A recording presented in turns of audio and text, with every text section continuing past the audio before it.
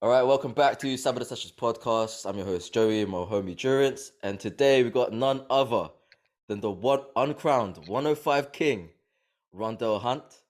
Nice to have you on, bro. How have you been? How's training and everything? How's life? I've been good. It's a pleasure to be on the podcast. I was excited since like I think 2 weeks ago you guys invited me on, so been excited to come on ever since. So yeah. Yeah, so I mean, I ask everyone this, but how's training been for you lately? I actually don't know where you are now. You're still in correct me if I'm wrong. Somewhere in the Caribbean, right? Yeah, I'm in Trinidad and Tobago. It's like the last island at the bottom of the Caribbean. Yeah. So obviously you're living a good life out there. Sun, weather all I, good. I Nah, it's extremely hot. Like the hottest day in the UK is basically an average day here in Trinidad. Oh, snap. Yo, listen, the hottest day in the UK, I nearly passed out. I was training in Endurance's garage. That was no Yeah. joke. I hope there's AC in your gym, bro, because that is nuts. There's not. That's the crazy part. Oh my God. That You is must, rough. so it must be like a sauna in there or something, bro. Yeah, it's pretty bad. I try to train a little bit early, like maybe 10 a.m., 11 a.m., so it's not too bad, but still bad. So like, this is not really a legit question, but cause you said how hot it is, you must strap on your knee sleeves before even warming up, cause any moisture in your legs is gonna be an absolute struggle, right? So I guess one of the benefits to like having like a strong deadlift is like you can pull up knee sleeves at any point. So I don't put it on beforehand actually. I just, Just yank it up. yeah, just Oh, bro, I'm not gonna lie, I feel personally attacked with that comment, you know. Because that mean you're gonna have to grow your deadlift, mate. Bro. But yeah, I'm so happy you mentioned that because one of the hot questions I'm gonna start off straight up because the elusive 400 kilo, right? yeah. I mean, obviously from what I've seen and from obviously Abdul Majid who couldn't come on, who said he's been a fan from day one, said that you've pulled it twice in training, missed it on comp. Like how's that coming along, bro? Like, well, how do you feel Um, about that? Yeah, so to be honest, I think next comp is more or less secured. Yeah? I pulled it twice before this last comp, and I think the only reason I didn't pull it in comp is just because of one, how hot it was in Texas, and then two, my taper, like I kind of messed it up. So usually you take like a taper week easy and stuff like that. Mm-hmm. Like I had like just a ton of momentum with my deadlift training, and I just felt like, you know what, I could push this last deadlift single, and I pushed it a little bit too hard, so I pulled 380 when Mm-hmm. realistically I should have pulled probably like 350 for that single. Um, and yeah, I was just kind of gassed on the day, like my lower back was still feeling fatigued by midday. So Oh, snap, man. Yeah, I go on, mean, Jurits. yeah, Rondell. Again, I was looking at me. I was just looking at your powerlifting history because the first time, personally, the first time I saw you and I met you was in 2018 in Canada. You know, yeah. at that time probably you couldn't see no GB lifter because we were all not in your level. So even though now we're still not in your level, but yeah. But yeah, the first time I saw you was in Canada. Literally, you burst into the powerlifting scene in Canada. You were literally storm, right? That Yeah. 105 juniors was like, I think we all were watching it. I think your team, I think they made a mistake about the world record. They didn't know what was the world record, so they didn't load it up for you. So Yeah. I mean, all of us were watching that. We're pissed off because the way that attempt moved, the squat, we were like, he could have broke the world record. Why didn't they just Yeah. load it? So they made a Yeah. mistake. And I mean, looking at here, I was looking at here. There was a massive gap between 2018 and 2022 until you gone back again on the platform. So Yeah. during that time, what happened to Rondell? So basically after Worlds 2018, I was obviously like extremely hyped and like ready to get back on the world stage in 2019. Because in 2018, my junior performance, I think I had beaten, I think Bryce Lewis, he had won open that year and I beaten him by like 7.5 kilos or something. Mm-hmm. the total. So I was obviously like, even as a junior then, because I was 21 in 2018, I was 22 in 2019. I was ready to go into the Open as a junior because I felt like, I had a fair shot at winning. But in that time, there was like a bunch of stuff going on with my home federation, whereby like there was like an election and there was like some contention and like infighting within the federation. And what the IPF basically said, and the entire matter went to court, by the way, as in like the Trinidad justice court system or whatever. It was a civil matter. Whoa. And yeah, so what the IPF basically said is that, yo, while this is being sorted out, we're not necessarily going to pick any sides. You guys sort that out. Yeah. Yeah. And then when that is sorted out, then you guys could come back and stuff like that. So the IPF didn't necessarily ban the Trinidad and Tobago Federation, but at the same time, it was kind of like a shadow ban, whereby like athletes couldn't compete internationally, but at the same time, we weren't really banned like that. So that was 2019, 2020, 2021. And then literally probably a month and a half ago is when we got the news directly from the IPF that everything is sorted and we officially back. So. Yeah. Since then, right? Everyone's aware of it. Everyone's aware of this. Every powerlifter is aware of this. That, since the USAPL branched out or got kicked out of the IPF, whoever you listen to, right? There's now USAPL International, okay? And within that, have you at all considered should you stay the IPF route, or is there like any thoughts of going into the USAPL? Because they've branched out to Australia, they've branched out to Korea. I mean, sooner or later there's going to be more nations joining in. So, what is your thought on that? So the competition that I did was like 2 months ago, which was right before we got the news from the IPF about the whole Trinidad Federation, was a USAPL competition. So we don't have a USAPL federation here in Trinidad, but I just competed in USAPL America, right? Yeah. So the thing for me is like I kind of like torn in between like whether I should try to come back to the IPF or stick USAPL, because at this point I am competing USAPL. I registered for a meet in November. But it's like I do feel like I have unfinished business in the IPF. You know what I mean? It's Now I know like I know like after that like 2018 performance, besides just me wanting to come back, I think like so many people wanted me to come back and like actually see like what I could do, because everybody was like that performance was like so sub-maximal, and like like I felt like I had so much more.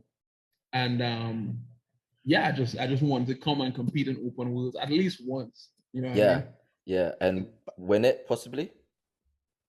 I mean, like respectfully, I feel like in 120 kg, I can't necessarily see anyone that could, like I don't know. but again, Rondel, but that could be said in America, right? If in that one, the 120 kg in the USAPL, probably we're talking about, you probably will talk about Bob Matthew and Ashton, right? These are the only two people you can go up against. No word of a lie. These are the only two people that you can compete against. But these are the lighter guys compared to yourself. But if you look at your weight class in USAPL, still people are a century apart. No one can come close. So that's when the question is like you have to go and meet coming up with USAPL. Yes, you have to go and do that and prove yourself what you're capable of. But again, there is Sheffield. All right, bro. Listen, we had Bob Matthews on, and it was pretty much just like we're just like roping him in towards the IPF because of the money meets that are coming up. Like Sheffield, Arnold's UK, everything else. I mean, it's all good and said and done, but with what you just said, you got names to tick off your list, right? Like Juren's mentioned it there. There's Bob Matthews. There's Ashton, right? Yeah. Like that. Would you want to tick them off first of your list and be like, yeah, dominated here. let me dominate in the IPF. Is that the game plan for you? So because those guys aren't directly in my weight class, as in they are like 110 and I'm like 125, although technically I compete sub 120. Mm-hmm. It doesn't matter to me Oh, necessarily wait, sorry, bro. Like, there's talks of Bob Matthews coming up to the weight class above. So, Okay. there is the chance there to, like, when we had him No, on, he was talking about it. yeah, I think those two as well. They're not even looking at the weight class above. They're looking at the dots, and they're looking Mm-hmm. at your dots, thinking we have to dominate Rondel. That's where the thoughts Yeah. are. So yeah, go on. Yeah, so that's what I was saying. That's why I'm looking at two is the dots, right? Not necessarily like the total or anything like that, because they are like lighter than me. So the goal for me is just to have the highest drug tested dots. So I even compare myself to like IPF guys, Taylor Atwood, Jesus, stuff like that. Mm-hmm. So for me, it doesn't necessarily matter where I compete, because the same way how like I won't be head to head with them in the USAPL is the same way that I won't be head to head with them in the IPF, you know. Yeah. So for me, if I'm being honest, my heart is in the IPF. You know what I mean? Like I do just like IPF competition, like the world stage. And the fact that, you know, like the meets are varied as well, like constantly going to the States is cool. Mm-hmm. But to go to like different countries and stuff like that is dope. And also to see people from different countries Do, is dope, you know what I mean? do you feel as though because it's actual like hella nations coming together, do you feel as though there's more excitement going into that as opposed to just going to the States? I mean, you said going to the States is cool, Yeah. but the fact that you're literally going against the best of the best from every nation, does that appeal to you way more? Of course, and I think there's like merit in both, but I think like if you are like a drug tested athlete and you compete at the highest level, then I think you should experience both. You know what I mean? Mm-hmm. I guess if you're not from the States, then the USAPL is not necessarily like mandatory. Mm-hmm. But even those USAPL guys like Ashton, Bob, stuff like that, like is to me, I don't see how they could go their entire career and not do an IPF rules. You know what I mean? Like that's like you need to. You know what I I, mean? hey, you could be the guy to successfully. I'm not saying we were successful with Bob Matthews, but you could be the guy to successfully be like, "Hey guys, I've jumped over to the other side. Yeah. Come." The grass is green as well. You know. Yeah, grass is Yeah. green, and money meets is galore, pretty much. Yeah. Like, No. Well, so the thing is, like, there's some stuff going on right now, like behind the scenes that I can't necessarily talk about, but hopefully I do make my return to the IPF next year. Um, you know, who okay, knows? Who knows? I don't know if you can go into detail, but what would stop? I can't. I can't. No, but what would stop you if you're allowed to divulge that? Okay, so what would stop me from going into the IPF is that because I did that USCPL comp, Ah, I could possibly be on a ban. mm-hmm, However, there have been instances in the past with like Jezza Uepa and a couple of US athletes who have been like pardoned by the IPF. mm-hmm. Um, and the reason why they've been pardoned is because like it's like extreme circumstances, you know. And Yeah. for me, it's a situation whereby like I didn't compete at all for 3 years. Then I did one meet, and then 2 weeks later, hey guys, everything is sorted out to the federation. You know what I mean? So that's sort of an extreme circumstance. You know what I mean? So it is possible I could get pardoned and maybe return to the But IPF as soon as. I think for what I know from a few Americans I've spoken, they said the ban is only apply if someone like Russ. Let me get an example of Russ, because Russ competed in IPF as USVI, and then Russ went back to USAPL. If he want to Yeah. come back to IPF, then he got the ban because he started with IPF and went USAPL.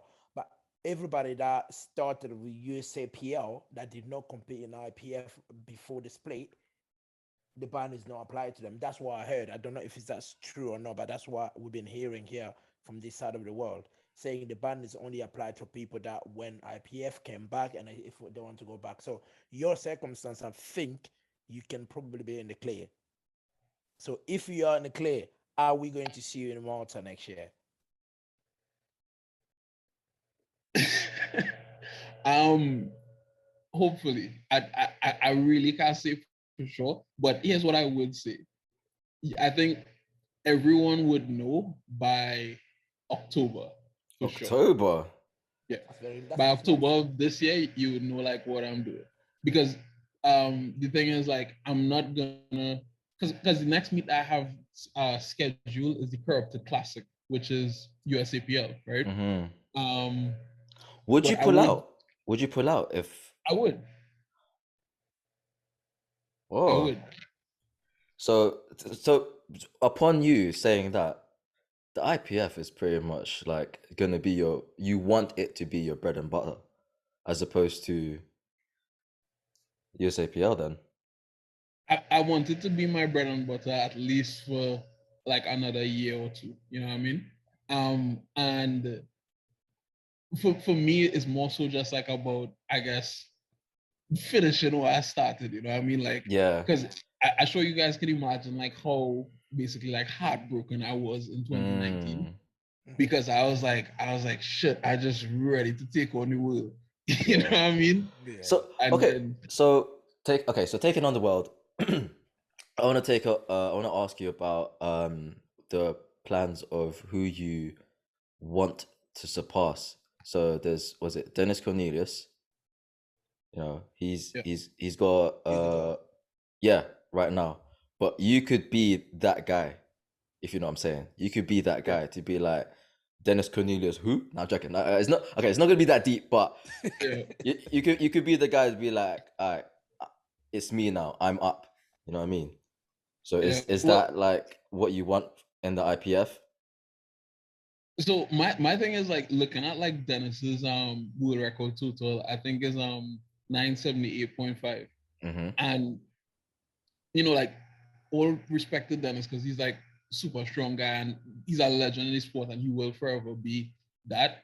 But that total is like not to me, like I always thought that the 120 or 125 kilo class was kind of like lacking. Mm-hmm.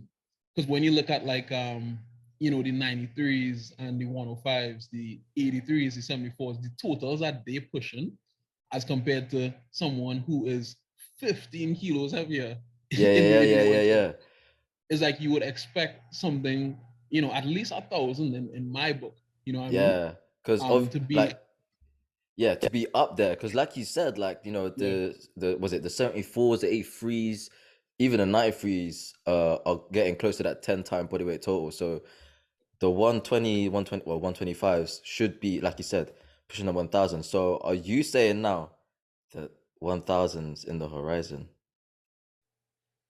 yeah. I mean, if I so my total on my last meet was 992.5, right? Yeah. And I missed my last deadlift. And if I pull that last deadlift, that would give me an additional 25 kilos on my total. Yeah, so a And thousand plus. yeah, so that would have been 1,017 or something like that. Yeah, yeah, yeah. Right? And yeah, that was a conservative total. To me, my goal, if I compete in November, or if I don't compete in November and I do some other meet later this year or early next year, I'm looking at 1050. And I will And say what? that now. Can you say I'm that looking again? at 1050. Bro, 1050, guys. Anyone who's listening, 1050 is 1,050 kilos at 125 kilo body weight. No, at 120 body weight. oh 120. I went 20. Yeah. Sorry, guys. Anyone who's listening, yeah. I'm not gonna I felt kind of hot just hearing that, I man. know. That's Yeah. insane. But again, right, Rondel. So is it fair to say this is the legendary status that you want to build in IPF, not just in IPF, but you as a powerlifter, and coming to IPF, setting something like that, probably something you're probably going to be proud of. And when people talk about Ed Cohen, I'm Yeah. sure you probably want to be in that bracket if possible. Yeah. So possibly. The thing with me is like Ed Cohen. Obviously he's like a legend as well, but I more so look at like I guess the more recent like legends in the game. So like on the drug tested side, like particularly like Taylor Atwood and what he's done in terms of like his IPF point score, his dot score is just like next level. I think his dots was like 606 or something like that. Yeah, bro. So for me, the guys that I really focus on really boils down to four guys in total, and that is Taylor Atwood, Bob, Ashton, and well, and Jesus. So for me, those are the four guys I could see really pushing that. Maybe not Jesus so much on the dots, because obviously he's like much heavier, but just in terms of like putting up a ridiculous total, Jesus is the guy I look to for that. So.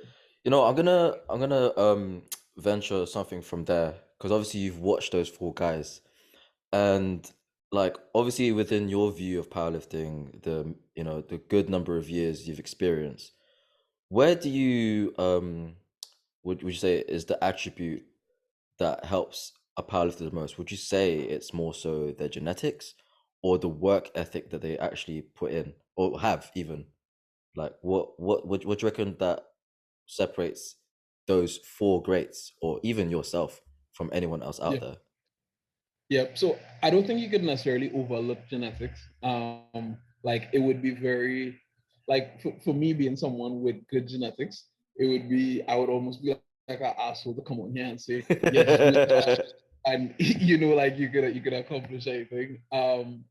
But genetics do play like a big role. I would probably say is going to be anywhere from like 30 to 40% of like what you could like your potential.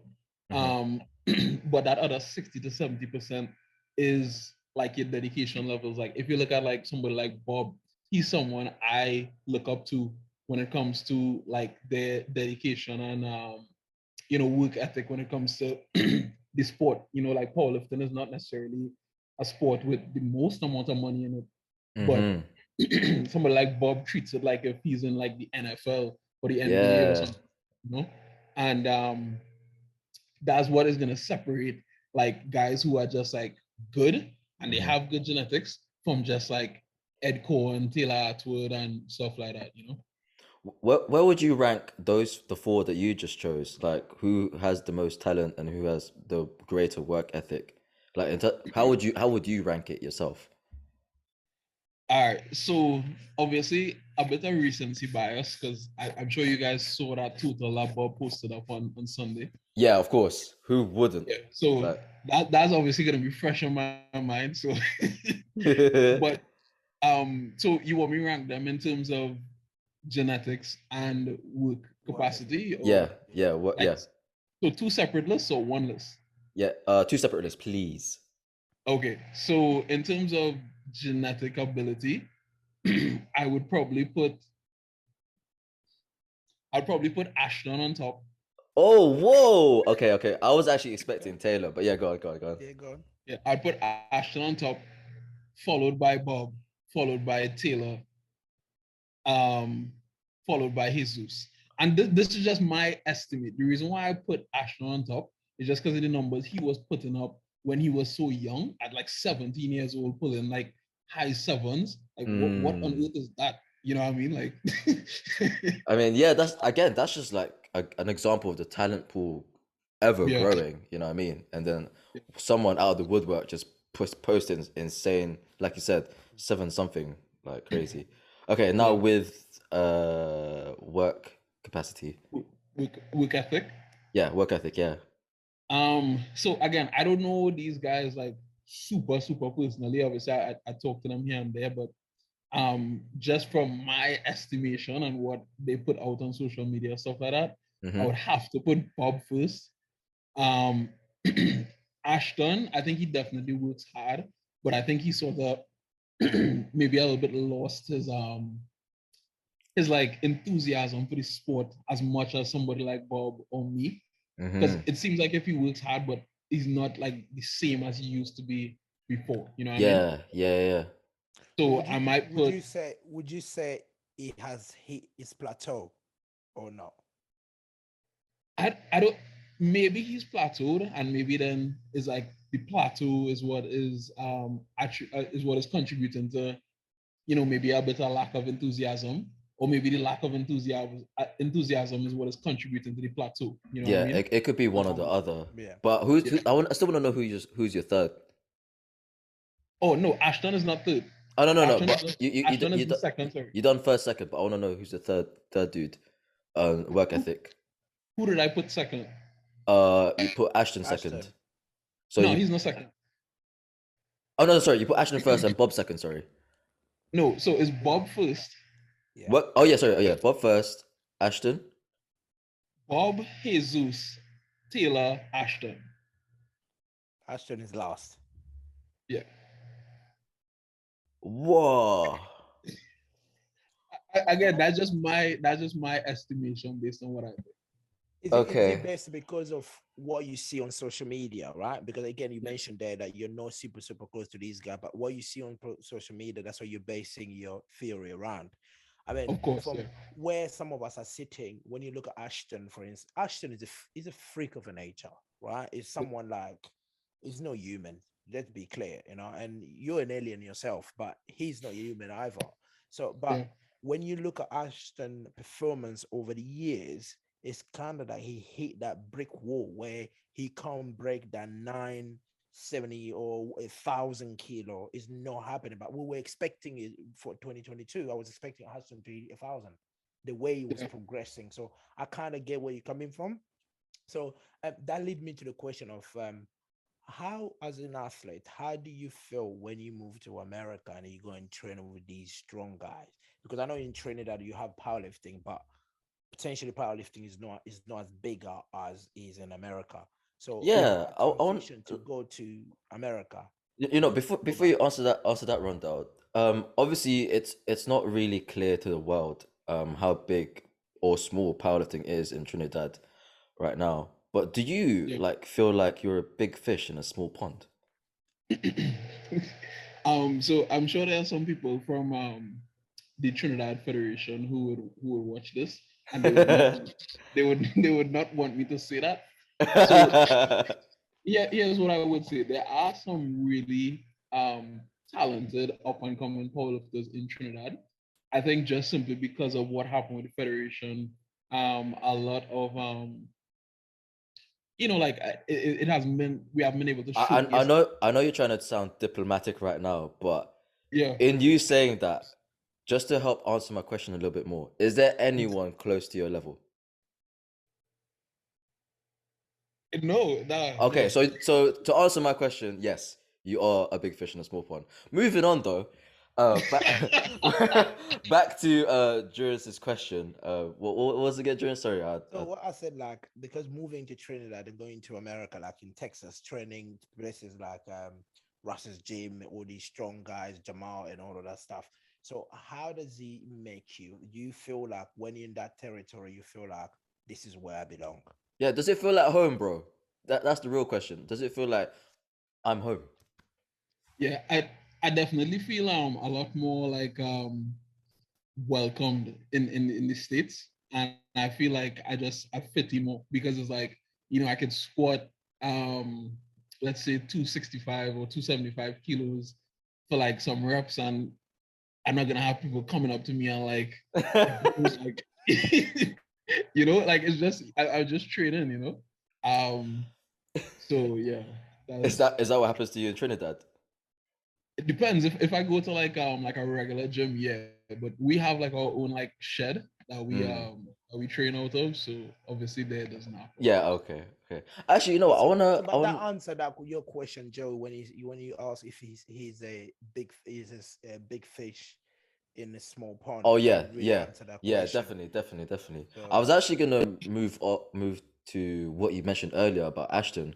I know you said like it honestly looks like he's lost the enthusiasm for the sport, and like I said earlier, you've been going at it, for a good, was it 6 years now, or five? No, uh since 2015, so that's almost 7. 7 years. Yeah, sorry, 7 years, right? How do Yeah. you like maintain or keep that enthusiasm, or even like was there ever a time when you were like it's super low. I can't be bothered. Yeah. So one of the reasons why I like came up to 120 kilo and stuff like that is just because like after 2019 and then after 2020 again when the pandemic hit and everything like that, I did lose a lot of enthusiasm for the sport. And that's when like I started coaching, online coaching in like 2019. I think started to like pick up in like 2020. So my focus really shifted from like being an athlete more to just like being a coach. So my personal training took like a massive backseat. I gained like a bunch of weight, different things like that. So there was a time when there was like a lull in my enthusiasm. But now that like I could actually see an opportunity for me to compete and represent like either in the States or on an international stage, just kind of like, snap back in. yeah, like I'm hungry. Like I feel like I used to feel back in like, the days. So Yeah. What Is it? Is it? what was like the exact point that you felt that you could just you saw the lay of the land or something and you're like, I could do this, or was it something else? So it was last year when like I saw Bob coming up. I saw Ashton, like Ashton had a lot of momentum there. And then the whole thing happened with the USAPL and the IPF. And then I realized, all right, cool. Even if somehow the Trinidad Federation and the IPF doesn't get sorted out, I'm gonna have an opportunity to compete. So I was like, I'll get back on my shit, get back in shape, and so yeah, that was the moment, like mid 2021. Okay. Would you say as well, Rondell, that from the time where you competed in 2018, where you felt like, "Do you know what, that was a subpar performance that I got more in me that I can showcase in 2018." Would you say powerlifting, the sport itself, has come a long way to what it is today? Yeah, for sure. Because I think like especially even in the States and then especially like a lot of like smaller countries, like back in 2018, France, for example, wasn't the force that it is now on like, like a world stage. Like it's really like 19, 20, 21, 22 is when they just like, really started to pick up. And then like a lot of other smaller countries, like guys like Anatoly and From Ukraine. Emil and Yeah. Coco, Clement, and these guys weren't necessarily like they were around then because I remember meeting Clement at 2018 Worlds, but everyone has made so much progress and the standards just across every single weight class has really like raised. So Wait, so yeah, you follow the I'm gonna ask more about your coaching and your views and everything. So, like just from what you said from the French, you've been watching the French as they are now, the force that they are now, yeah, right? yeah, for sure. What do you think of the big names and how they're training and everything from there? Because um we're gonna okay, I'll just come out with it. We're gonna drop this episode off after Mike T, and we did ask him like who his top three in the world are, and the French were there. I'm not gonna name Yeah. specific names, but yeah, the French were there. But what do you think? So it basically that question was more about the coaching. So that's what in that respect that Yeah, Mike T said the French were on the list as third, I think. yeah, yeah. So what do you think, yourself, Rondo? Like how they're training, how it looks like. Literally, it's like PE9 every week. I mean, I could be wrong, but yeah, it looks a hell of a lot like that. Yeah, so I think two things stand out to me with like French training. The whole RP thing in terms of like that high RP training is like I guess the main one, but more so to me is like certain like I guess like lifting technique. So that like typical French squat with Mm-hmm. like the head down, extremely narrow stance, different things like that. Uh, is like it is very interesting. But me personally, like I'm a firm believer that like different things work for different people. And Mm-hmm. because different things work for different people and the goal of this sport is to be as strong as possible, if people are avoiding injury, they're lifting within the competition standards and they get consistently getting stronger, then I can't really say anything negative about it. Mm-hmm. I also don't know enough about it in terms of like I've never seen a program from like PANA, for example. I've never seen like a 4-week PANA program to be Yeah. able to say, oh yeah, I agree or disagree with this. It seems like if all the athletes making progress, obviously they win so many competitions and weight classes. I can't say too much negative about it, to be honest. Okay. Okay, so going on to your coaching now. I mean, you know, that you said it grew and that side of you was, you know, it pushed you to more of that side as opposed to being an athlete. Yeah. Would you say you would you say you expected, or was it a surprise to you that the growth of powerlifting continued after the pandemic?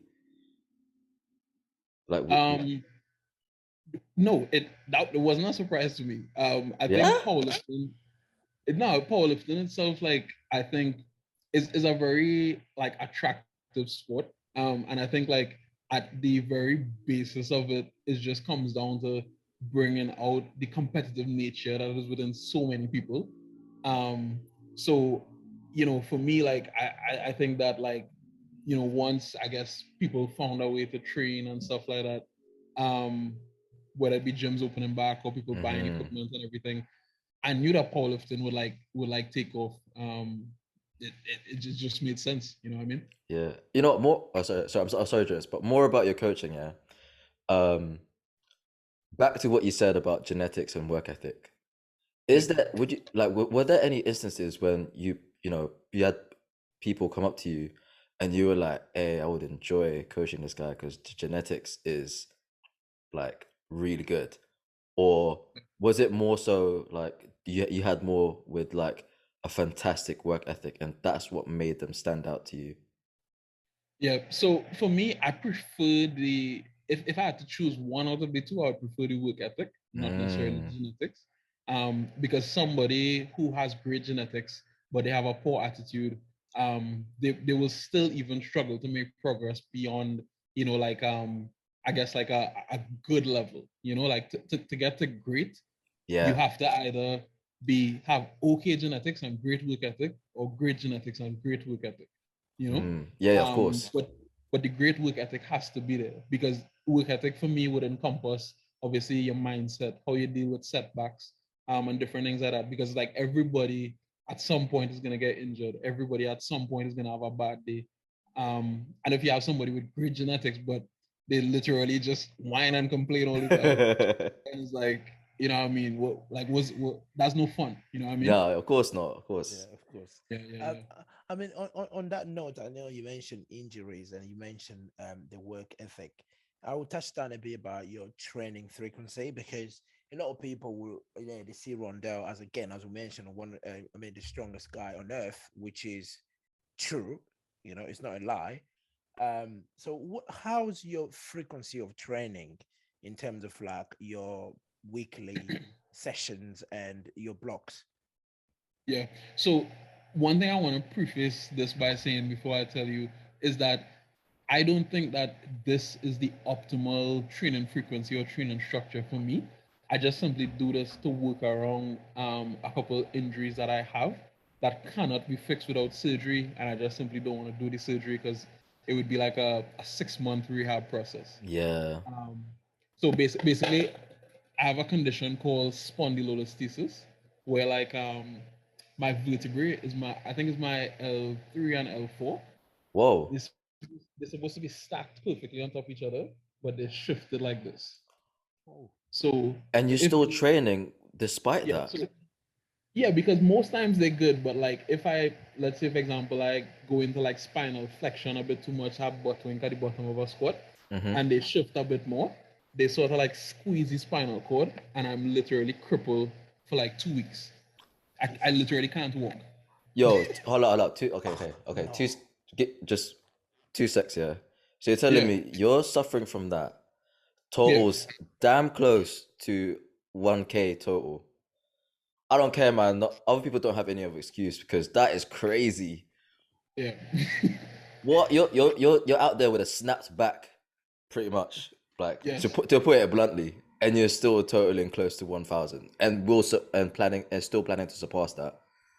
That's insane, Yeah. yo. Yeah, so I wanted to preface it by saying that because my frequency is only so low because if I train too high frequency, that's when those issues start to act up. Okay. So Yeah, go on. yeah, Yeah, the so frequency. currently my frequency is overall I train 4 days a week. Squat is 1 time a week. Deadlift is 1.5 times a week, meaning that I deadlift once a week. This week, next week I do twice. Then once, then twice, and once, then twice. So technically it's 1.5. Whoa. So you have like a week, sorry, like week A, week B sort of situation. Yeah, kind of Okay. something like that.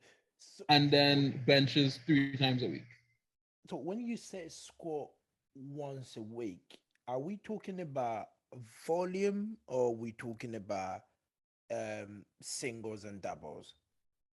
So it depends on where I am in terms of like within the entire training cycle or how close to a competition. But usually it's a combination of both. So for example, in this particular training block, and I even alternate the singles as well. All this is like in Mm. an attempt to like keep my body together.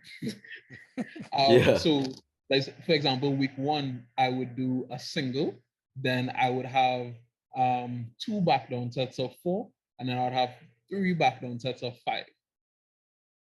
And that would be that day of squats.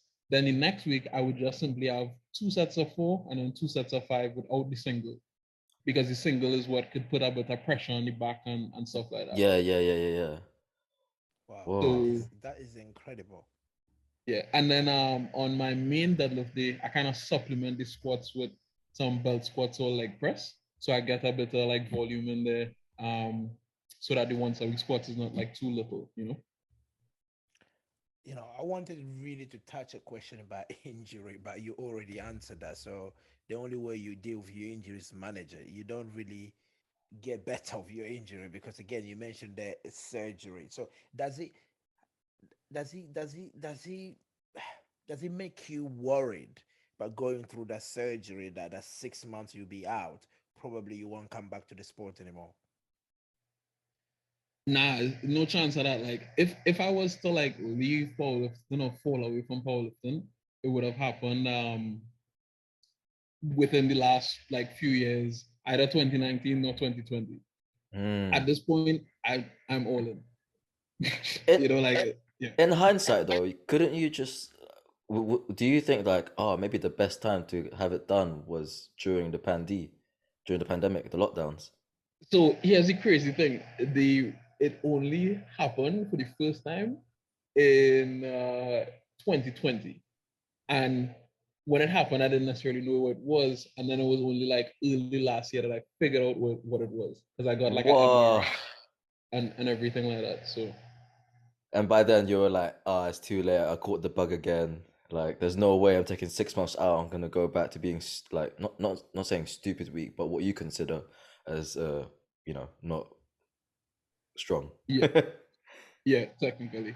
But as of right now, like I haven't had it flare up for the entire year because I'm able to structure my training how I do. Hmm. So it's pretty much under control. So Okay. All right. So the bug you caught and everything else, would so obviously there's the money meets coming up, popping out left, right, center. SPD Sheffield, the different Arnolds around the world. Like it could be Arnold's UK, Western Europe, America, or like if there is one that hosts with the IPF approved ones, but it's probably yeah. gonna be USAPL.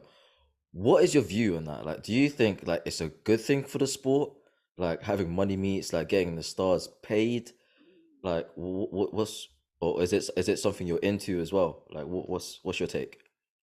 Yeah, so I think obviously the money meets is not to a point where like people could purely make a living off of that. Mm, Obviously, people gonna have to supplement with things like um sponsorships or yeah. coaching and different things like that. But I do think is something good for the sport. But it has to be done correctly. You know what I mean? Like I think USAPL with the Pro Series, I think they started off well with Mm, that first meet last year, but yeah. I think they kind of dropped the ball with the way how Yeah. they executing on some of the meets here. Um, I'm extremely excited to see how the Sheffield goes though, because obviously SPD, they put in a ton of money behind that. Yeah, they I are, think it's bro. gonna be a ton of top tier lifters. I think everybody is like excited to see who the wild card athletes would be as well. So I guess we'll see how that goes, but I think overall is a good thing, you know. Who you know what? Instead of who do you think, but who do you want to be the wild cards for SPD? If you've ever thought about it, because I do remember King of the Lifts putting out the list like who do you want like to be the wild cards. But so I'm asking you now, who do you want it to be? So if you look at the criteria for being a wild card, technically I qualify. So She. because I've competed at the IPF Worlds, which was in 2018. I've never been like, you know, popped for drugs or anything like that. And so I technically I'm good. But obviously there are guys who competed way more recently than me. Yeah. So they would have that sort of like recency bias, and obviously Of course. I you mean, know it's a wild card for a reason. You know what I mean? Like I mean, put so putting if I am you, selected, that would yeah, be wild. That it would be would wild. be mad wild, bro. Because one, world record isn't safe. Yeah. Like, how much does like beating a world record total make endurance again? Like, I think a world record is 5 grand, and if you win best lifter, it's 50 grand. I think. bro, that's So 55K basically, easy. Rondell, someone like Taylor Howard will come to Sheffield and can walk away with close to £70,000, which is in American dollars. I don't know the rate, the exchange rates now, but I'm talking about a lot of money. A Yeah. lot. I think it's around 80K Yeah, USD. probably more than what you earn a year. That's what you can Yeah. walk away with in one weekend. So here's what I'm saying with that, right? I think the way how they're scoring it is that they are judging it not based on IPF points or dots or anything like that, but it's based on percentage by which you break the world record total, right? Yeah. So that being said, I think I could beat Taylor if I am invited to Sheffield. Yo, hey, listen, can you shout Ben Banks after this real talk? We might. This could be the wildest card, bro. What the? Can you we'll tag Taylor Atwood in this as well. I want him to hear it straight up. No, because here's the thing, right?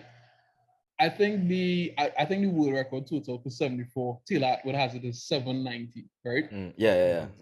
I think the world record for 120 is Dennis Cornelius's, and it's 978, right? Yeah. If I total 1050, Taylor Atwood would have to total like 845 to beat me. Yeah, for real. Well, He has that done with that it, percentage, yeah. but Taylor has done 830, 838, I think. For sure, but he would have to be literally in the best shape of his life to do that, right? So what basically, I'm saying and is, you're saying you're not even final form yet. So that's the thing. So here's what I'm saying. I'm not saying I will win, but I'm saying you can't like Taylor doesn't have it in the bag if somehow I'm just wildly there. You never know. Hey, So- bro, like if not 2023, there's always 2024, bro. And like you don't even have to be a wild card if you go Malta like in 2023. You get me? You'll be like cemented, straight up invited into Sheffield 2024. And that perks of money is always growing. Oh It's yeah, not just gonna shit. be the way Yeah, it for is. real. Like the Every single year it will grow.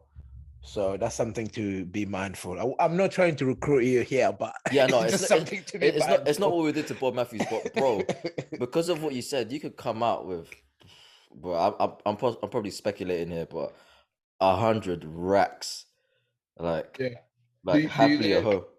Do you guys work for the IPF Loki? No.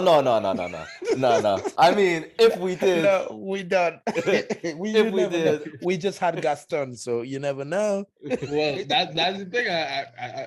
I'm not sure. So, but yeah, bro, like, yeah. So, like I was trying to ask earlier, is it a very good incentive for yourself with those money meets popping up? Like, even if it's not SPD Sheffield, like it could be like the Arnold's UK that's coming up in a few weeks. I mean, it's not as a big of a purse, but it's still way more than you would get doing any comp, really. Like I think it's more than what was given at the pro. I think it was the pro. It was either the pro meet or the mega nats or something like that. Yeah. So is it an incentive for you? So as of right now, not really. The reason why is because I do pretty decent for myself with like the coaching and everything that we do. So it's like money is not necessarily like a huge motivation. The biggest thing right now is just like I just want to compete. You know what I mean? And put up like crazy numbers. So that's why. Yeah. You know what? I'm happy you mentioned that because I know I keep mentioning Bob, but Bob literally told us like that he is the definition of competitive, right? Yeah. Would you say like you're up there or beyond like what he's portraying? Because In terms of competitiveness. Yeah. Oh yeah, I'm insanely competitive. I'm the kind of guy who takes like Monopoly seriously. To the what? To the point where you start stacking like the 50s, like and try to hide it from like the banker. Like, and if like I would be playing Monopoly with friends and like everyone is normal, I would be standing and I'd be sweating. Like I just that intense into the game. Bro, is this with like indoors with Wow. the AC on? Yeah, I'm that serious. Like everything I do, I want to win. If you've ever seen me play ping pong, you will understand like 2% of my competitive nature. Just 2%. Yeah, That's incredible. Because one of the things as well, Bob Matthew mentioned on the pod last time we had him, he said he will pretty much gonna follow Ashton. Wherever Ashton goes, that's where he is. He believes Ashton, he's the challenge that he needs. That's just for instance, that's for example, when Ashton competed in Korea, what that total that Ashton put up, Bob, the next few days, you saw what he did in the gym. Literally, that fueled him to do that. So this is his incentive, saying, "I'm gonna follow Ashton wherever he go. Ashton, wherever Ashton is, I will be there. If Ashton decides to come to IPF, I'm coming to IPF." So for yourself, I know you mentioned a few things about you go and finish business in the IPF, right? But at the same time, in the IPF, when you look at the competitiveness in the IPF, you don't really see anyone that will give you trouble in terms of. I'm talking about total here in your weight class. You don't really see anyone that will give you trouble. But when you look at people like where Ashton is and Bob Matthew, potentially they can push in your weight class and give you a little bit of fat.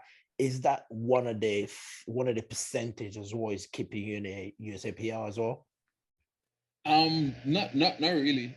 So the thing is, like, I think Bob and Ashton, like, the thing is they are much lighter than me because the thing is I am like 120 or close to it, around like 118 or so. And Bob and Ashton both are probably like 105 for the max, you know what I mean? So it's like there's like a 12 kilo discrepancy there. Due to that, I would never let them total anything near to what I can. Like that, I swear that to my life, right? Hey, no, we're definitely posting this in the little preview. So it's like if Bob or Ashton, if their total gets close to mine, then like I gonna need to just like lock myself away and just like train or something. But that's not really an incentive keeping me there because I do think like my potential in terms of total is a lot higher than theirs just because of body weight. I don't think it's necessarily like talent or work ethic or anything like that. I just think I'm heavier. I will total more. But so that means you're heavier, whether it's body weight or not, but you believe you're stronger than them. Yeah, of course. Because you can be heavy and then not be stronger than anyone, because we've seen people that are heavy that can still total the same as what a 74 is doing. But it doesn't necessarily mean body weight give you strength. So you believe you're stronger than Bob and Ashton. 100%. Yo, is there anyone in the IPF that you're watching or have been watching? On total? Yeah. Oh. Right. So you're literally saying you can walk into the IPF Laughing.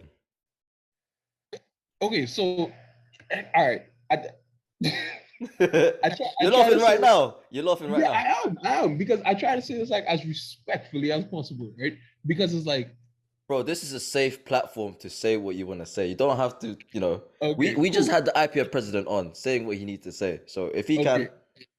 So I'm gonna take energy from Gaston here, and I'm gonna apply it to myself, right? yeah, The people I compare myself to at this point is untested guys in 125.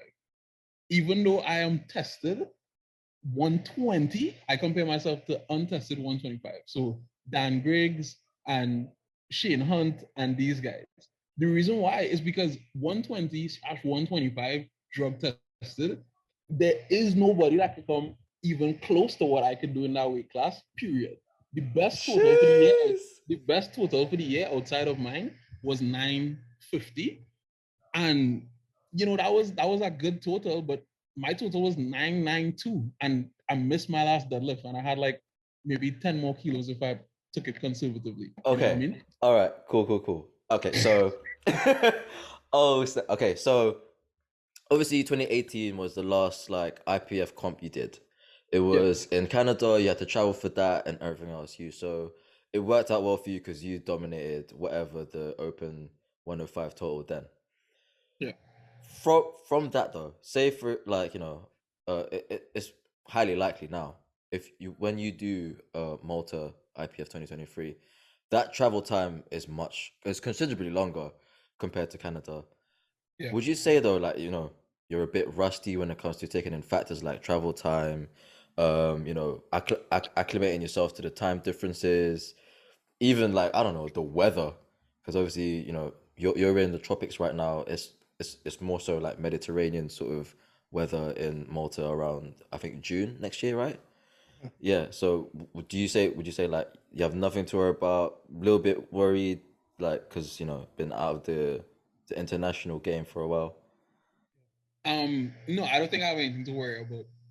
The reason the reason why is because so my thing with 120 is that realistically coming from 105, when I'm at 119, 120 kilo body weight, I Mm. am a little bit fat, Yeah. and fat doesn't benefit me in any way. Yeah. So, now that I'm just getting back into shape, because I was all the way up to 125, cut down to like 120 for this last comp, and now I'm going down to maybe like about 116ish, right? So Yeah. because I'm going to be a light 120, I'm not really going to have too much to worry about when it comes to body weight. And when traveling and stuff like that, that's one of the biggest like things to like focus on. Obviously, guys have to be water loading while they're on flights. You're not worried about being too light because people tend to lose a hell of a good portion of weight when doing long haul flights. No, Nah, not worried. Raw. Hey, Juris, I'm getting confused here, bro. Like this guy is cool as hell. Like he's not worried. Mate, He's not worried about IPF. Super competitive. Like he like but he's probably comparing himself. jokes on Bob Matthews. Like even though he's supposedly the definition of competitor, like or competitive even. I mean, the thing is, Rondell, there's a lot of people talk about IPF lifters, especially Americans, right? Let's just talk about Americans here. When they leave their country, they come international and compete. You can yeah, see some of the performance has been affected. For instance, like Delaney, total 822 in America, come to world is 802. And with Oliveris as well, it's the same thing, total like yeah, 1,000, close to breaking raise. Total come to South Africa is below that. So the only person, even Taylor, I know people saying Taylor was injured, it was taking it easy and all of that, but I still believe even if Taylor was not injured, I could not see the 830 he put in America in South Africa. He could have probably yeah, get 815, 820, but 830, 840, I could not see that. So yeah, the factors here people are saying is the travel. So yeah. yourself, because you live in Trinidad, do you think that travel of competing abroad, when I mean abroad, not just in America, the States you go, I'm talking about across the Yeah. continent, do you think will have an effect, an impact on your total or on your performance? No, I don't think so. So See what I I mean? See what I mean? no, but here's the reason why. Like most meets that I've done that you guys would know of, I've traveled for. So, for example, even my last meet, which was in Texas, one Texas is a little bit warmer and more humid, right? Mm-hmm. That was a 2 hour time difference and a 7 hour flight to get there, and then a 3 hour drive. So it's not crazy travel, but it's a better travel. Same thing to Canada. That was 2 flights and a drive to get there. Obviously, being from Trinidad to go to, basically, I don't know how cool I was, like 2 degree weather, 2 degrees, 2 degrees Celsius. Um, it was a pretty big change, and neither of those things really like affected me, like crazily that much. So maybe further travel to like Europe would, but I just I'm not too worried about it. So would you say the Americans, when they say all of these things, not just the America, including ourselves, right? Even us, the Brits, when we went to South Africa, some of the Brits, that performance was not what we were expecting. But Yeah. would you say for lifters like us and the rest that blame travel, is it just an excuse? I don't think it's an excuse. It depends on what variables you have going into the competition. So, for example, let's say you're going into the competition, 3, 4 kilos above weight, and you have to water cut, but you only get in there like a day early or 2 days early. Then obviously it's gonna take a toll on you because you might have a harder cut. Maybe you might need to, do like a hot shower or a salt bath or something like that. When if you were in your own country, you'd be able to cut that with just simply the Yeah. water cut. You know what I mean? Easy. Yeah. Obviously your diet is not gonna be as easy because obviously you're traveling and stuff like that. So Yeah. Airplane food isn't the best. yeah, I think it's a valid excuse. But the reason why I said it wouldn't be too hard on me is because I would be putting myself in a position whereby a very below body weight, so I could stop and eat fast food and it not be like a huge problem. Different things like that. But So, So but if hold on, for no, lift, no. hold on, Joey. For lifters like yourself, right? As you said, like if you're traveling, your body weight is on form, everything is perfect. The travel should not affect you. So that's an excuse for people that are like yourself, right? If you underperform because of the traveling, if you say, "Oh yeah, I underperform because of my traveling," that's an excuse, right? no, Okay, you know what? I'm gonna ask you. So you mentioned just now the variables. Are there any variables that you take into consideration that may impact performance in competition? as in athletes' performances in No, for general. no, just no for yourself. For yourself. No, Damn, what the? Hey, this no. isn't. Hey, you know what? This isn't fair because I'm trying to find things to expand So on, and you're so making it that can make incredibly you hard. human, right? We're trying to find things that can or Yeah. can actually see a thing. Okay, he's actually human, but so far nothing. Okay, you know what? Let me just try a different topic here, and then maybe we could suss them out a little bit later. No, But but let me just explain that. The reason why I say that is because back when I did 105, I had to cut like I think it was like 3 kilos, and that was like fairly stressful because one is on your mind, you're sort of stressed out, obviously, travel, cold temperature, all those different things. But for me, the biggest thing that could impact an athlete is combining travel with cutting weight. mm, However, if an athlete is not cutting weight and you're in a very relaxed state while traveling, you get to the venue, you chill, you know that you're not worried about am I 0.5 kilo over or whatever. Like you're 3, 4 kilos down, and then you're gonna be in a good spot. So yeah, that's why I say like me personally coming in at like 116, 115. I can't see why my performance would be impacted. So that's say people like Oliveris, right? A lot of people say he underperformed in South Africa because of the travel. So Yeah. to you personally, was it just that that's an excuse because he did not have to go through those factors that you said? So was it just Yeah. an excuse or was it a valid excuse?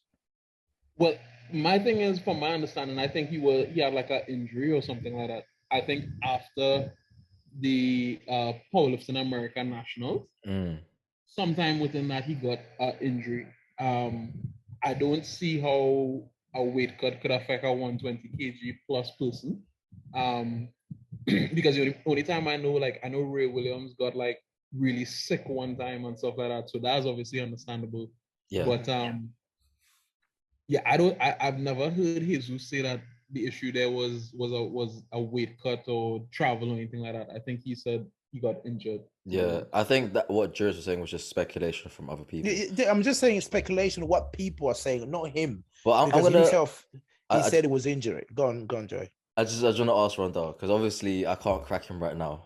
But I want to ask. I want to change the topic to like more like powerlifting in general. Like obviously you've you've been in the world. You've been watching it. Are there any weight classes that you know you think is exciting to watch? Like if so, Yeah. which ones? So we talking USAPL or just world powerlifting in general? You know what? It doesn't really matter. It could be USAPL, it could be IPF. Like, is there specific weight classes that excite you in terms of like watching them? Yeah. So I really like to watch 83 kg, 93 kg, 105s, and then the 120 pluses. Mm-hmm. In the USAPL, I think 100 is pretty good, but I think like 110 is kind of like getting poised to be like that, like that really, really cool weight class Yeah, that like everybody's gonna want to watch. uh, But yeah, basically, all like I guess the middleweight men, not necessarily the super, super heavy guys, or not necessarily the super, super light guys. yeah. So you pretty much tend to focus more on like sort of middleweight to like light heavyweight sort of. You know Yeah. what? You mentioned 83s. Did you watch Durance at Worlds like on a live stream? Um, no, I didn't catch it. How It's how did it's because how did because the A3 this time, I think no, personally, right, I think not having Russ has taken that hit away from the A3s, because yeah, if Russ was there, people would probably expect a 50, A65, so people would tune in and watch it. So because yeah, it was just like it kind of like it was the B team, right? I yeah, mean, no offense to anyone, but it was kind of like the B team. So people put more attention in the 93s, because the 93s was they had a Keiko, they had Chance, class stuff. So this is the weight class people get excited. Even I was myself as well, probably would have skipped the 83 because there's no heat there. So yeah. yo. That's the thing. With the 83s is like, when I guess in the golden days of the 83s, when obviously I guess it started off with like Hack vs Gibbs, like that's Yeah. what really sparked the 83s to be like that weight class. mhm. And then I think most years after that, there was like Hack vs Gibbs, and there was like Gibbs Russ, vs Russ, Russ. yeah, yeah, yeah. Yeah, And I think that happened like 3 times, right? No, twice, twice. twice. Yeah, 2018 and 2019. Yeah, Yeah. And then obviously you just had Russ. So it was good, but then this year, I think that's maybe one reason why I kind of missed it, because I didn't necessarily know who was going up against who. Mm. Mhm, mhm, mhm. The um the the interest that you have for the IPF lifters, like Chance and actually, sorry, uh, back to my original thought. You didn't answer my wild card question completely. You just put yourself there and just forgot everyone else. Yeah. So I think it's 5 wild cards for the men, right? Yeah, yeah, yeah. So obviously you put yourself. So what? Who are the other four for men? Yeah. So I would like to see Jesus. Mm-hmm. Uh I kind of want to see Ray Williams, because I want to see Ray versus Jesus, but at the same time, I'm not sure if Ray Williams is even in a spot to even, Yeah, kind of challenge Jesus. You know what I mean? yeah, yeah, yeah, yeah. Um, but if Ray Williams is like good to go, then I would love to see him there. Okay. Um, Last two, bro. I think I want to see either. I don't think both should come, although Chance Mitchell thinks both of them should come. but I think either Keiko or Krastav. Is it Krastav? Is his name? Yeah, Cross-dev. Emil Yeah. Krastoff. Yeah. Yeah. So either one of them should go. Yeah. But not both, because I think that would basically That's just about be 393s. Yeah. Yeah. yeah, that's pushing it. And then outside of that,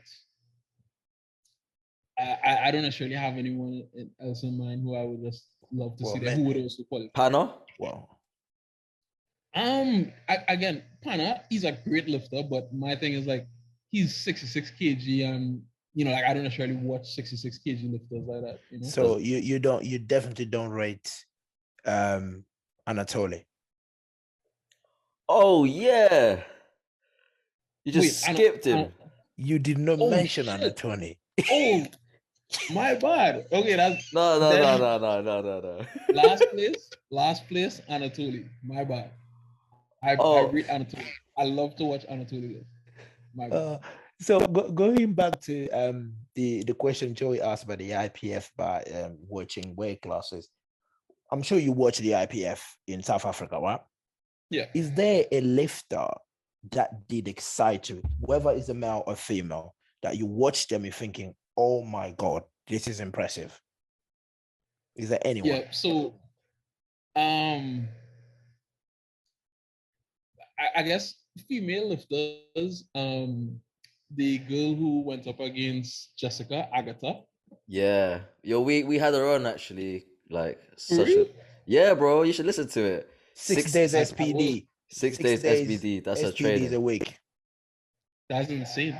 Yeah, bro. Like everyone's talking about Pana doing I think 3 days a week SBD, but she does 6 days, bro. That's insane. So yeah, go on, Yeah. Glenda. Yeah, but she's obviously super strong. Then in junior worlds recently, this girl Samantha Eugene, Oh yeah, the French girl. pretty strong as well. In terms of on the men's side, uh shit, I can't really think of anyone like in terms of, like, obviously there's a lot of strong guys upcoming, but in terms of anyone who was just super exciting to watch, I didn't really get that offer anyone. But I kind of missed a lot of it though, so that might be my bad. Is it because you So weren't there? No. So many saying enough attempt of 385 kilo at 83 kilo did not excite you. Okay, so here's the thing, right? That excited the shit out of me. That's crazy, right? But I like to look at guys in terms of like total as well. You know what I mean? So it's like somebody like Chance would excite me more than Enna, even though Enna obviously has, like way more ridiculous than the potential when you compare the body weights, right? Hey, you know what? Let me ask you this, right? Obviously, because you missed 400, right? When Yeah. we had Enna on in, I think Euros, he's planning to slap on 399, right? Obviously, there's a huge like weight difference between the two of you, right? Yeah. You watched him. Do you reckon A, he has it, or B, that if he doesn't get it, you'll get it before him, or who do you reckon will get the 399 or the 400 first? Well, I mean, so what you asked if I would watch it? Yeah, bro. Are you gonna watch him slap on 399? Oh, of course. Why would I not? Okay, and okay, now my question is, do you reckon he has it? It depends on if his grip holds, because I think he had the I think it was 850. I forget how much that is in kilos. Yeah, the 385. Yeah, 385. I think he had it obviously, but I think it was just grip. So I think it just depends on if his grip holds. But in terms of who gets that first, I guess it's just whoever competes first, realistically. Yeah, I So mean, that means if you you're saying November, maybe depending on the IPF situation. So, like, so in November, if you compete in November, you're getting your 400. That's where the target is. Well, I might not get 400 if I fail 410 because I'm gonna go 410. I'm not going 400. Yo, what the? Hold on, say that again. I'm not going 400. I'm going 410. Oh, snap. Wait, So before actually no, before the next question, there's the potential November USAPL. Yeah. But will Trinidad, the IPF affiliated federation, will they host a competition around the end of the year? Yeah. So they will have their national championships in November as well. So that's the thing. I would do either one, dependent. So so so hold on, Joey. I'm sorry. You said there you attempt 410 kilos, or you will skip 400. Yeah. hey So yo, how wait, I want to go back one more inner question. One more inner question, right? I asked him on the pod as well, live and direct, like, because he wants to rope back in Russ into the IPF. That's his plan by beating Yeah. his record total. And I asked him, and I was wondering if he could help me, right? I asked him, what do you reckon you'll break first, right? Russ's total or his back? And I was what wondering do you if think? I was wondering what do you reckon, like, the answer should be. Because obviously he said, I think he said I don't know, right, Durance? Wait. Wait, what? So he said he has to pull that much weight to break Russ' record and bring him back to the IPF.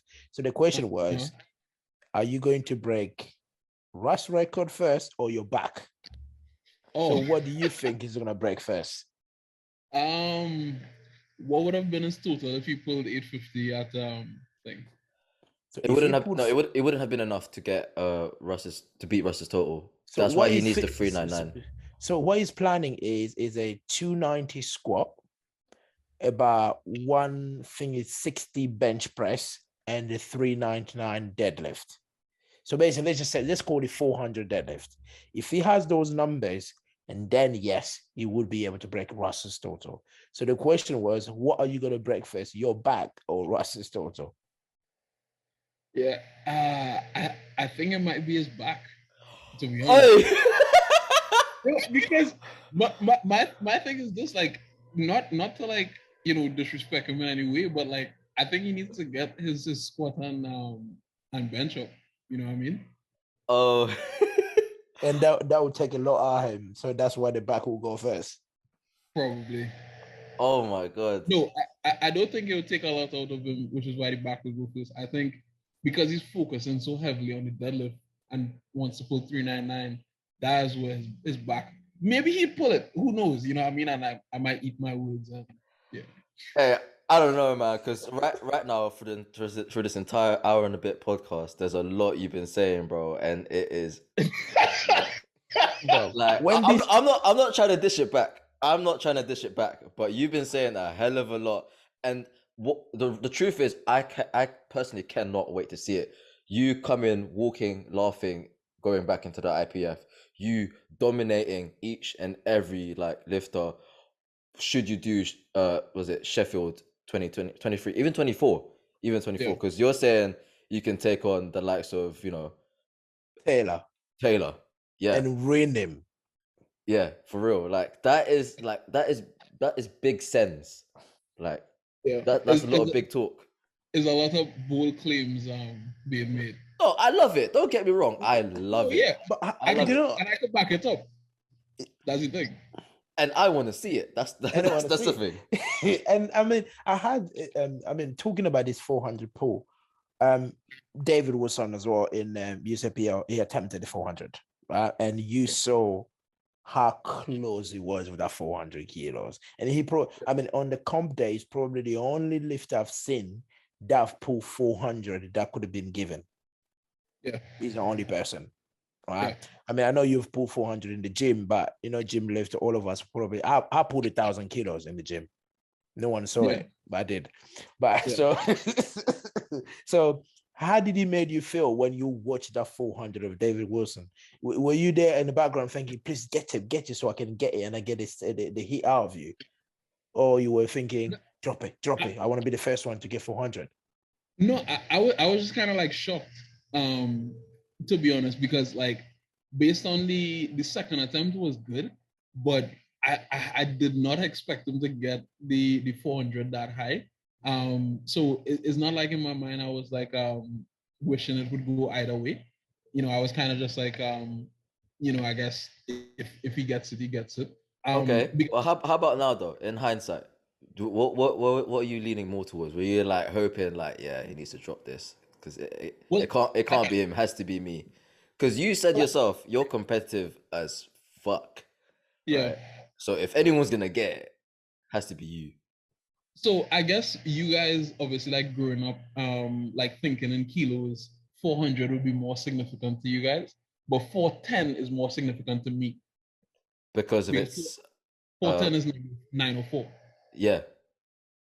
So like for me, I would rather pull 9 first than pull 400 first and then somebody else pulls 9. Hey, that's fair. That's fair. I've obviously like for us, like kilos is Yeah, the so 400 is 400, but yeah, yeah, yeah. 400 for me is just 881, you Yeah. know? Is that your preference? Your preference is pounds over kilos, or do you not care? Yeah, so Trinidad is wild in that we drive on the same side of the road as you guys. Yeah, correct side of Um, the road. Yeah. if you want to call it that. But we use pounds and we sometimes use miles. We use feet and inches. Um, we use Celsius. It's like a mix of the two, which is wild. We use kilometers. It just I don't know. That's a what. So if the police officer stopped me in the road, he would be like, "Oh, sir, you doing 100K an hour?" I would be like, "Yeah, that's 70 miles per hour." Yeah. Yeah, it's just it's a very crazy mix of the two. So. You didn't answer the question though. You didn't say your preference, bro. Oh, pounds. Oh, okay, cool.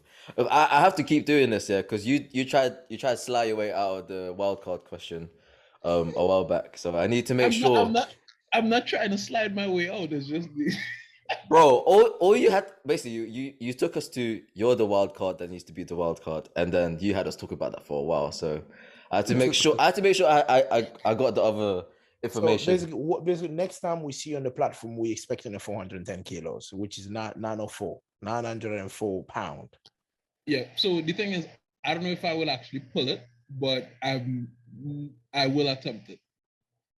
You will load it. That's what when we said Yeah. about Anna putting 399, we didn't say the bar will come off the floor, but he will Yeah. load the weight. Yeah. Well, For sure. Rondel just said that his back's gonna snap first, so So I feel like you guys like this podcast is just painting me to be a villain with I just hey, I mean, listen, you can either be the boring hero or the exciting villain. So, yeah. take your I pick. know And who I want to be. I know which one I choose personally. Like, So Yeah. how do you think about Ashton last meet in Korea. is it South Korea? Yeah, South Korea, yeah. Yeah. Yeah. How do you what was your thoughts behind it when you saw it? Yeah, I think it was a pretty good meet, especially based on like how his training was going. I didn't expect him to put up such like a decent total, because I know like literally like a few weeks out he was doing like power cleans in his training and stuff like that. So not necessarily taking it super seriously as I've Mm. seen him take peaks in the past. So that's why I would always include him in like that top 5, just because to me, I just know he has so much more, but it's just a matter of if his heart is in it and he wants to like apply himself and get it done. So I mean, I got just one last question for me, right, Rondell. Do you want to go in history and known as the best powerlifter of all time? And if so, how are you planning to do that?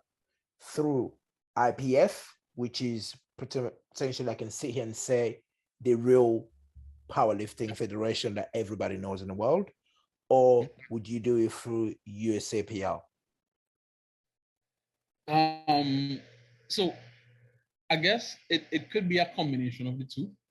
For me, I think in order to call yourself, I guess, the drug tested powerlifting GOAT, you need to have a few world titles under your belt, and stuff like that. So I don't think you necessarily need to have a IPF exclusive career, but that's something you need to have done, which is one of the reasons why John Hack is so legendary, because that's one of the things he's done. Okay. My last question is gonna be a mad one. Yeah, it's to do a little bit with the SBD and how it is, and potentially you could be a wild card, or it's just a hypothetical, right? And I want to know your take. So obviously, there's the names right now that's in the current list for the SBD Sheffield, but I want to add in people like Bob, Ashton, yourself. You know, just for like entertainment's sake, Russ, right? Yeah. In the men's, who would you rank top three to come out as that SBD Sheffield criteria, with yourself included and the others I just named? I want to see where the current ones are in. Where would they place? Who would I want top three to go to Sheffield? No. Who do you think will be top three? Should right now there's like what, Taylor Atwood, Delaney, right? And the other people like, I don't know, it doesn't really matter, but Eddie Berglund and all that stuff. But I want to add in like Russ, Bob, Ashton, yourself in the mix. Who would be top three? Who do you see coming up top three within the SBD Sheffield criteria? Within the criteria? Mm-hmm. But you said that but Bob and Ashton don't meet the criteria. No, as in like the placing criteria, sorry. Okay. Oh, as in like breaking the record, and if we just do a meet based on that? Yeah. Oh, okay. I want to see what your take on this is. Including yourself, by the way. You were there in the list. Yeah, of course, bro. What is the 105 total world record? I think that's 120. Is it 925, something like that, by Anatoly? Yeah, I think it's 925. Yeah, 925. That would be close. I can't say in what particular order, but no. Give me the order, bro. I asked for the order. All this big talk now, and now you're going, I can't put it in a particular order. I'm gonna have to bet on myself. So me first. Okay, cool. I wanna see all of this happen, by the way. But yeah, go on. Be yourself first. Ooh, stump this one, innit? I would go. Okay, so I have to go Bob second, right? Here's why I have to go Bob second. Woo! Okay, go on. Bob and Ashton are both great athletes, but Bob is just more well-rounded with the bench press as of right now. Mm-hmm. And I think he's making progress on all three lifts, meaning that if things continue, he will be better than Ashton, by next year. But not better than you. But he already bettered Ashton the last national they did. He won. Yeah, bro. Yeah, but there were some circumstances going into that okay. Like Ashton didn't necessarily put up his best performance, So I don't think we could count Ashton out just yet, is what I'm saying. And then third, I would have to go, if Taylor Atwood is healthy, I would have to go Taylor Atwood. Instead of Russ? Oh wait, no. Sorry. Ashton. Instead of Ashton, sorry. Is a tough call, but yeah, I would. Bro, you know what you just did, right? You just slapped out all the IPF people that are invited and placed USAPL man as a top three. So you're actually saying, yeah, and you could correct me if I'm wrong with your bold statements and that USAPL lifters are better than IPF lifters. As of right now, yes. Damn. All right, well, that's it. What else to say? Yeah, bro. I'm left stumped a couple of times. Them claims there. So the USAPL is better than USAPL lifters are better than IPF lifters. can't really count yourself because you probably might be coming to Malta. Otherwise, IPF want to ban you if you said that. I mean, we just had the president on last episode, so Yeah. It would have been good if I was on that episode too. We could have found out live if I was going to I mean, Oh, but that's yeah, bro, brilliant. honestly, Rodel, man, this was such a fun podcast. I thank you so much, like, for coming on. I hope you enjoyed it. I mean, I hope that you got comfortable enough to talk your talk, because as much as like we like, we don't like people trying to be diplomatic and everything about it. We just want to hear it from the horse's mouth themselves. You get me? Just So be you, be honest. That's what we're yeah, man. I creating mean, this. like So our viewers want to know what the real lifters are like, and I would say that you put yourself as real as can be. So I thank you, bro. I thank you. Yeah. I appreciate you guys having me on. It was really fun. Yeah, honestly, man. Yeah. thank you. But Thank we're you. definitely gonna have you again.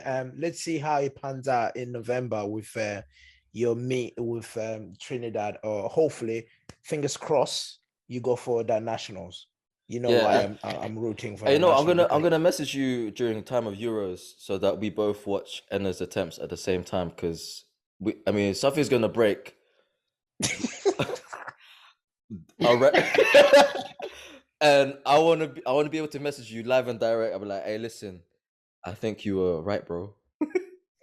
How far out is yours? It's I think it's about 15 weeks now, isn't it? Yeah. 15, 16 weeks now. Oh, okay. He has time. Yeah, then maybe he might pull it. That's a lot of time, but we'll see. Well, like I said, I'm gonna message you, bro. Yeah. So yeah. But again, thank you for coming on, bro. Cheers, mate. I hope you have a good rest of your day. And yeah, see you. Speak soon, mate. Thank you. For sure. See you later, bro. Bye. Bye bye. Bye.